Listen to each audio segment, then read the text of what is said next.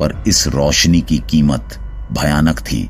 हर साल हजारों तिमियों की जानें खत्म हो जाती, जिससे अमीरों के घर जगमगाते थे, पर आम लोग फिर भी अंधेरे में ही दिन बिताते रहे। धीरे धीरे तिमियों की आबादी इतनी कम हो गई कि लोग समझ गए यह तरीके से रोशनी उपलब्ध कराना दीर्घकालिक समाधान नहीं हो सकता। 19वीं सदी के बीच आते आते रोशनी की मांग बढ़ने लगी, लेकिन व्हेल का तेल मिलना मुश्किल और बेहद महंगा हो गया था। तब लोगों ने सोचा अब ऐसा कोई नया ऊर्जा स्रोत ढूंढना होगा जो सस्ता, टिकाऊ और हर जगह उपलब्ध हो, और यही खोज इंसान को पहुंचा देती है क्रूड ऑयल और पेट्रोलियम के उस दौर में जिसने दुनिया बदल दी। दिलचस्प बात यह है कि तेल इंसान के लिए बिल्कुल नई चीज नहीं थी, बस उसकी असली शक्ति को अब तक कोई समझ नहीं पाया था। हजारों साल पहले इंसान प्राकृतिक डामर का इस्तेमाल करता था, घर बनाने, दीवारें मजबूत करने और नावों को पानी के नुकसान से बचाने के लिए। पूर्वी और एशियाई लोग उस वक्त इस कच्चे तेल का इस्तेमाल दवा, मसाले और आग जलाने के लिए करते थे। अजरबैजान जैसी जगहों पर लोग सैकड़ों सालों से जमीन की ऊपरी परतों से हाथों से तेल निकालते आ रहे थे, मगर ये सब प्रयास बहुत छोटे स्तर के थे। असली कहानी तो अभी शुरू भी नहीं हुई थी। सन 1846 में कनाडा के वैज्ञानिक अब्राहम गेसनर ने इतिहास रच दिया। उन्होंने सबसे पहले केरोसिन का आविष्कार किया। यह केरोसिन कोयले और तेल से तैयार किया गया था और जल्द ही यह सस्ता और आसानी से मिलने वाला रोशनी का स्रोत बन गया।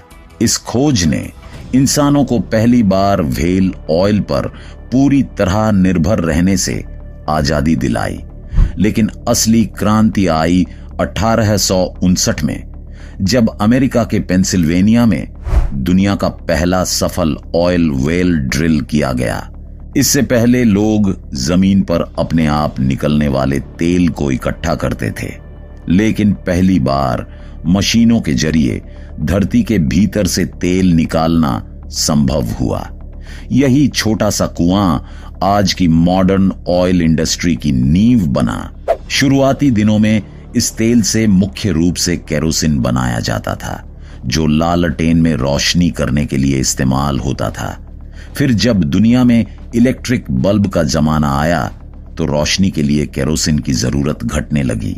लेकिन तभी इतिहास ने नया मोड़ लिया, क्योंकि एक नई क्रांति आने वाली थी जो पूरी दुनिया को बदल देगी। इंजन और मोटर गाड़ी के आविष्कार के बाद तेल की कीमत और जरूरत आसमान छूने लगी।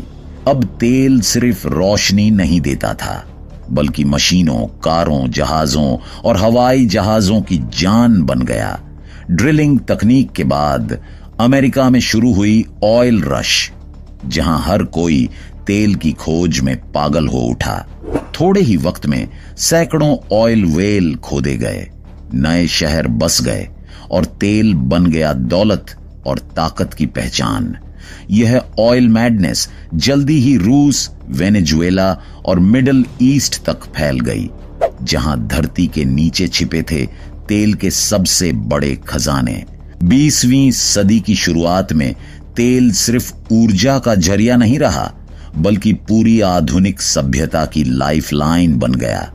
लेकिन इसके साथ एक बड़ी भ्रांति भी फैल गई, और मुमकिन है कि आप भी उसे सच मान बैठे हों। आज भी बहुत से लोग यह मानते हैं कि पेट्रोलियम डायनासोर के शरीर से बना है, लेकिन असल में यह बात बिल्कुल गलत है। वास्तव में तेल का निर्माण हुआ है बहुत छोटे समुद्री जीवों से, जैसे शैवाल और प्लैंकटन। जब ये सूक्ष्म जीव मर गए तो उनके शरीर समुद्र की गहराई में जाकर मिट्टी और गाद की परतों के नीचे लाखों सालों तक दबे रहे।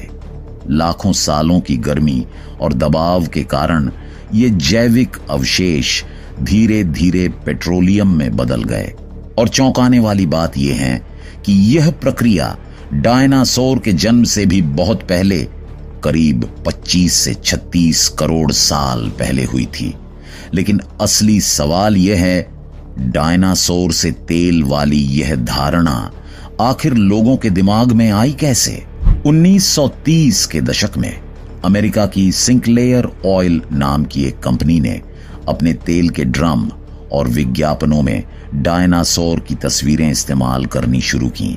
डायनासोर की यह छवि और थीम इतनी मशहूर हो गई कि 1932 में कंपनी ने उसे अपना आधिकारिक लोगो बना लिया।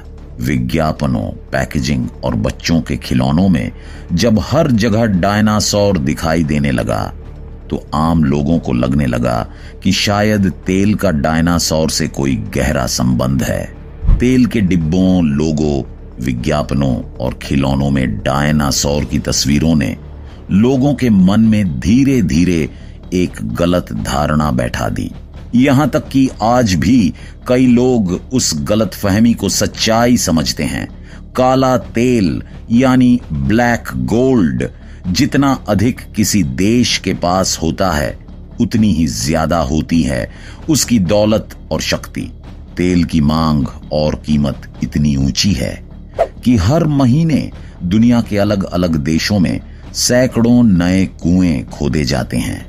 कुछ बड़ी एनर्जी कंपनियां तो हफ्ते के भीतर भी नए कुएं तैयार कर देती हैं, लेकिन उन कुओं से तेल निकालना आसान नहीं होता। इसके लिए चाहिए उन्नत तकनीक, लंबा समय और बहुत पैसा।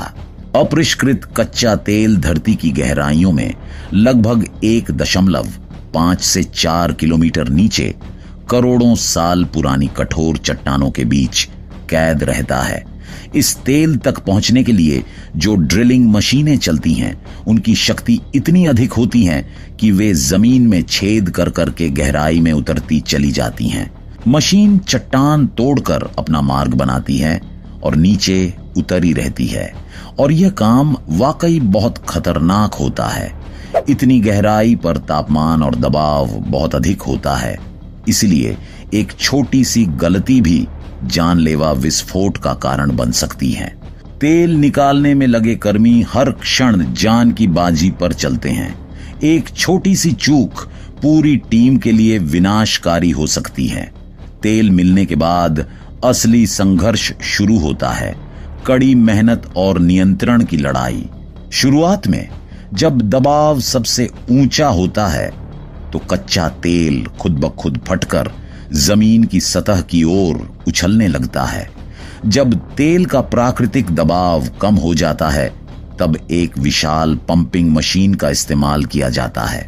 बाहर से देखने पर यह बस एक झूलती हुई लोहे की मशीन लगती है, लेकिन इसकी असली ताकत मिट्टी के सैकड़ों मीटर नीचे तक जाती है। यह मशीन धीरे धीरे धरती के भीतर से कच्चा तेल ऊपर खींच लाती है। जब तेल ऊपर आ जाता है तो उसे पाइपलाइन और बड़े टैंकरों के जरिए रिफाइनरी भेजा जाता है, यानी उस जगह पर जहां कच्चे तेल को प्रोसेस किया जाता है। और यही वह जगह है जहां कहानी सच में रोमांचक मोड़ लेती है। कई लोग यह मानते हैं कि दुनिया की सबसे बड़ी रिफाइनरी किसी गल्फ देश में होगी, लेकिन असलियत बिल्कुल इसके उलट है। दुनिया की सबसे बड़ी तेल रिफाइनरी हमारे अपने देश भारत में है, गुजरात के जामनगर में। इस अद्भुत जगह का नाम है रिलायंस इंडस्ट्रीज की जामनगर रिफाइनरी। अगर एक लाइन में कहें तो हर दिन यहां 1.2 मिलियन बैरल से भी ज्यादा कच्चा तेल प्रोसेस किया जाता है। 7,500 एकड़ में फैला यह इलाका इतना विशाल है कि यहाँ की बिल्डिंग्स, पाइपलाइन और टैंक देखकर ऐसा लगता है जैसे कोई मिनी सिटी खड़ी हो। इस रिफाइनरी से तैयार पेट्रोल, डीजल, केरोसिन और डामर जैसी चीजें 100 से भी ज्यादा देशों में भेजी जाती हैं। अब जानते हैं कि कच्चे तेल को रिफाइन करने के बाद कैसे हमें अलग अलग पेट्रोलियम प्रोडक्ट्स मिलते हैं। जमीन से निकला कच्चा तेल गाढ़ा, काला और तीखी गंध वाला होता है। इस रूप में यह सीधे उपयोग के लायक नहीं होता। रिफाइनिंग के दौरान तेल के अलग अलग घटकों को अलग किया जाता है, जिससे पेट्रोल, डीजल और केरोसिन जैसे ईंधन तैयार होते हैं, जो आज के जीवन में बेहद जरूरी हैं। इन महंगे ईंधनों की वजह से कच्चे तेल को ब्लैक गोल्ड यानी काला सोना कहा जाता है। कच्चे तेल में विभिन्न आकार और वजन के हाइड्रोकार्बन होते हैं, इसलिए इन्हें अलग अलग करना जरूरी होता है। इन अंतर को पहचान कर उन्हें अलग करने की प्रक्रिया को फ्रैक्शनल डिस्टिलेशन या विभाज्य आसवन कहा जाता है। अंत में कच्चे तेल को एक ऊंची स्तंभ जैसी टंकी में डाला जाता है। इसे फ्रैक्शनल डिस्टिलेशन कॉलम कहा जाता है। जब तेल को लगभग 350 से 400 डिग्री सेल्सियस तक गर्म किया जाता है, तब इसके घटक अलग अलग तापमान पर भाप में बदलकर ऊपर उठते हैं और अलग अलग स्तरों पर जमा हो जाते हैं। जब भाप टावर के अंदर ऊपर की ओर बढ़ती है, तो वह विभिन्न ऊंचाइयों पर ठंडी होकर अलग अलग स्तरों पर जमा हो जाती है। यही वो पल है जब साधारण दिखने वाला काला तरल, जो बेकार लगता है, हमारे जीवन के लिए सबसे महत्वपूर्ण ईंधन में परिवर्तित हो जाता है। अब जरा सोचिए, कंडेंसेशन में वास्तव में क्या होता है।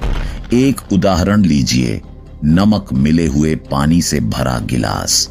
सिर्फ देखने पर यह समझना कठिन होता है कि नमक और पानी को अलग कैसे किया जाए, लेकिन जैसे ही पानी को गर्म किया जाता है, सब कुछ बदल जाता है और अंतर साफ साफ दिखाई देने लगता है। पानी का उबाल बिंदु 100 डिग्री सेल्सियस होता है, जबकि नमक के लिए यह तापमान उससे कहीं ज्यादा होता है। इसलिए सबसे पहले पानी भाप में बदलकर ऊपर उठ जाता है, जबकि नमक नीचे रह जाता है। जब यह भाप किसी ठंडी सतह से टकराती है, तो यह छोटे छोटे पानी की बूंदों में बदलकर अलग बर्तन में इकट्ठा हो जाती है। नतीजा ये कि एक तरफ नमक रह जाता है और दूसरी तरफ हमें शुद्ध पानी मिलता है। इस पूरी प्रक्रिया को संघनन या कंडेंसेशन कहा जाता है। भाप को ठंडा करके फिर से तरल रूप में बदलने की प्रक्रिया। इसी तरह कच्चे तेल को विभाजित किया जाता है। भारी तत्व एक जगह जमते हैं, हल्के तत्व ऊपर के स्तर पर, और यहीं से वो ईंधन बनते हैं जो हमारी रोजमर्रा की जिंदगी चलाते हैं। इस टावर का सफर ऊपर से शुरू होता है। सबसे ऊपर जमा होता है एलपीजी, यानी वही गैस जो हम रसोई में इस्तेमाल करते हैं। उसके ठीक नीचे पेट्रोल जमा होता है, जिसे हम कार और बाइक चलाने के लिए उपयोग करते हैं।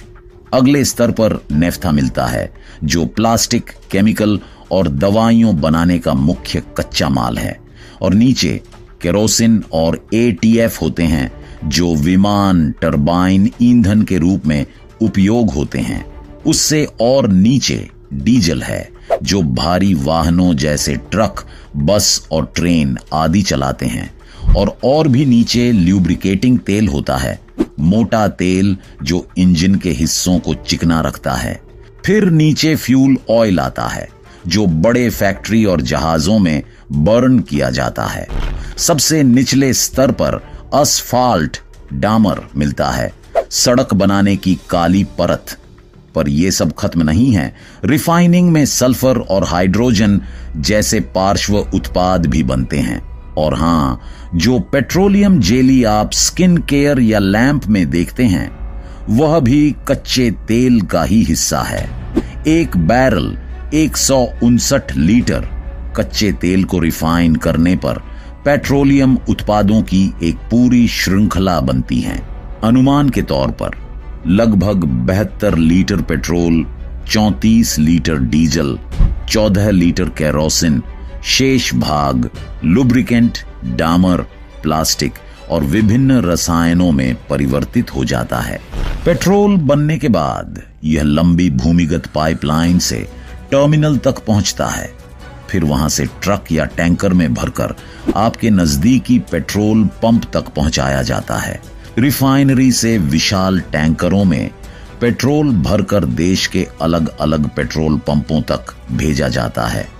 लेकिन टैंकरों में पेट्रोल भरना उतना सरल काम नहीं है जितना आपके वाहन में पेट्रोल भरना होता है, क्योंकि अगर यहां थोड़ी सी भी आग की चिंगारी गिर जाए तो पल भर में भयंकर विस्फोट हो सकता है।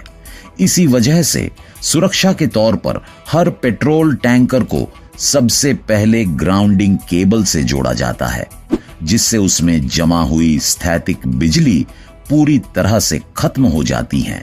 इसके बाद विशेष सेंसर और पाइप्स की मदद से पेट्रोल के वाष्पों को वापस इकट्ठा किया जाता है, ताकि वह हवा में मिलकर किसी तरह का विस्फोट या आग का खतरा न बनाए। इन सभी सुरक्षा उपायों के पूरा होने के बाद रोजाना लाखों लीटर पेट्रोल सुरक्षित रूप से देश के विभिन्न पेट्रोल पंपों तक पहुंचाया जाता है। दोस्तों, अगर आपने यहां तक वीडियो देखा है तो यकीनन यह वीडियो आपको अच्छी लगी होगी। तो अब पास में दिख रही वीडियो पर क्लिक करें और उसे भी जरूर देखें। एक लाइक देना मत भूलिए और चैनल को जरूर सब्सक्राइब कर लें। चलिए मिलते हैं अगली वीडियो में कुछ नया, दिलचस्प और जानकारी भरा लेकर।